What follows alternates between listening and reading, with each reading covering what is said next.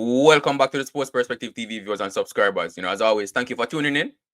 Really appreciate you taking your time out to watch the video, and interacting with the video as well. So in this one, we're going to be talking about the match between the Antigua Falcons and the St. Kitts and Nevis Patriots. We also saw where Brandon King, he finally returned from injury. So going to be sharing details on his performance as well and giving you the details of the match, how it went and the performances of the players as well. Michael Louis played a brilliant innings also. So just stick around until the end of the video, while we discuss all of these things, right? But as usual, before I get into the details, just take a quick second to hit that like button and subscribe to the channel if you haven't done so as yet. If you love West Indies cricket and you want to stay up to date with what's going on in the CPL, then you definitely want to hit that subscribe button and hit that notification button as well, right? So getting into the details of the match now, right? So the matchup today was between the St. Kitts and Nevis Patriots and the Antigua Falcons. Match being played in St. Kitts, so St. Kitts were the home team. And it was a very close encounter. And in the end, the Falcons ended up coming out victorious, right? So scores in the match, the Patriots batted first in this one, and they posted a total of 153 for 8 of their 20 overs. It was a struggle for the Patriots, to be honest. If it wasn't for the heroics of Michael Louis, in his brilliant innings that he played for them, then they wouldn't even have gotten to 153, right? So Michael Louis led the way for the Patriots, on home soil, smashing a brilliant 63 from just 36 balls, right? Also getting among the runs was the Sri Lankan Wanindu Hasaranga. Pronounce his name right? He got 23 from 14, and Kyle Mayers got 22 from 16, right? And you also had a Riley Rosso, the South African. He got 20, but it took 26 balls for him to score that. So it was a bit of a struggle for him, right? But they were the main contributors with the bat for the Patriots in their innings of 153 for 6 of their 20 overs, 153 for 8 of their 20 overs. Evin Lewis and Andre Fletcher didn't do much in this innings for the Patriots, right? With the ball for the Falcons, leading the way for them was Mohamed Amir. He took 3 for 27 from his 4 overs. Also among the wickets were Fabian Allen. He took 2 for 40 from his 4 overs. Captain Imad Wazim took 2 for 24 from his 4 overs. And Kofi James, he bowled 4 overs for 27 runs, taking a wicket as well, right? So they were the main wicket takers for the Falcons, in their bowling effort in restricting the Patriots to 153 for 8. Good bowling effort by the Falcons.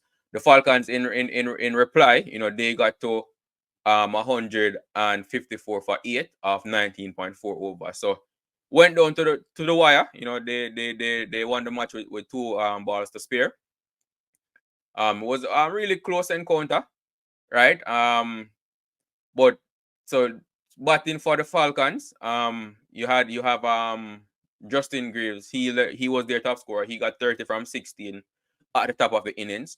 And speaking of the top of the innings, Brandon King, who missed the first, I think 5 or 4 matches for the Falcons, due to injury, due to that injury that he suffered in the T20 World Cup. He's finally back fit, and he came in and had an impact for the Falcons today at the top of the order, in this match, right? So Brandon King, he scored 29 from 16, before he got out LBW to Henrik Nokia. So him and Justin Greaves got the Falcons off to a brilliant start in their attempt to chase down the total of 153, right? So Brandon King, 29 from 16, Justin Greaves, 30 from 16. Then you had a Kofi James who got 20 from 16, right? And but in the middle overs, the Patriots kind of struggled. The Falcons kind of struggled a bit. The Patriots did get back into the game, and then towards the back end of the innings, you had a Fabian Allen coming in, a Roshan Primus, and Imad Wazim. So Wazim got 17 from 13, Primus got 15 from 11, and Fabian Allen, got 13 from 7. Fabian Allen was the one that hit the winning runs for the Patriots for the Falcons, in the last over, hitting Dominic Jakes for a 6 under 4, to carry the Patriots, carry the Falcons to victory. I keep saying the Patriots for some reason. Right. So going into the last over, the Falcons needed 11 runs to win. Right. And it took that brilliant hitting from Fabian Allen to get them over the line, in the end. So this is the second consecutive victory for the Falcons in the tournament, right? So they started winless. Now they have a 2-game winning streak, so they're looking to finish strong, plus they have gotten back Brandon King. So it's definitely looking promising for the Falcons. They arrested Fakazaman today to get Brandon King in the lineup. But going forward, I definitely see them playing, Fakazaman, Brandon King, and Justin Greaves, because both openers performed well today. And Fakazaman, he has been performing for them with the bat throughout the tournament. So I really can't see them resting him for too many more games, especially considering the fact that the rest of the remaining matches for the Falcons are pretty much must-win matches if they want to contend for playoff spots, right? So I do think they will bring in Fakazaman in the lineup for the remaining matches. Not sure who they're going to replace, but I'm sure they'll find a way to get him in the lineup. But it's looking promising for the Falcons. 2 wins in a row. Definitely can't complain for that. It also means that they are not at the bottom of the table. That belongs to the St. Kitts and Nevis Patriots. And in all honesty, the Falcons, they have played decent cricket so far in the tournament. The first match, in the opening match against the Patriots, it literally went down to the last ball of the match where they lost that one. So they could have won that one. And I think it was the match against Guyana, the Amazon Warriors, right?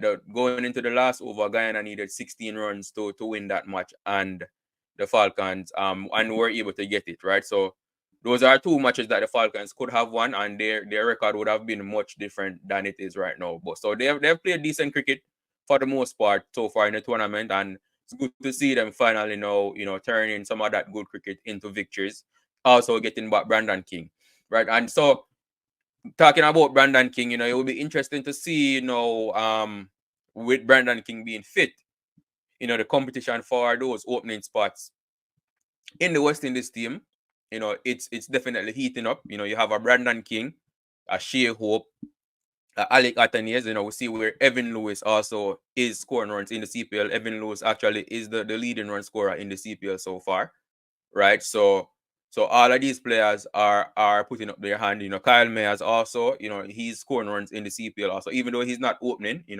He's historically he's played as in the opening spot for the West Indies as well. So all of these players are scoring runs in the CPL and putting up their hand, for selection, in the West Indies team, for their next T20 series. So obviously it's a good headache for Darren Sammy to have, but I wouldn't want to be the one picking that team, if all of these players can continue in the vein of form that they're currently in. It will definitely be a hard team to pick, especially when it comes to the opening slot for the team. But that's good for us from a West Indian standpoint, though. Good to see that, the players are scoring runs, are batting well, and that's what we want to see. Competition for places is always good. So it's definitely looking promising on that front, right? So yeah, so that's all I have for you in this video. The Falcons, on a 2-game winning streak, looking to finish the tournament strong and possibly make a playoff push, in the tournament, right? After getting that, and they'll be brimming with confidence also, right? After beating the quote unquote favorites, the Knight Riders, and now beating St. Kitts in St. Kitts, right? So the Falcons are definitely will definitely have confidence. I guess them know that their home leg of the tournament is done. They are no, I guess you can probably say they're playing with less pressure, without that pressure of the home crowd, or wanting to perform in front of the home crowd on them, and we're seeing the results of that, right? But nevertheless, that's all I have for you in this video, viewers and subscribers. Definitely remember to like the video, share your thoughts in the comment section, and subscribe to the channel if you haven't done so as yet. As always, thank you for watching, and I will see you in the next video.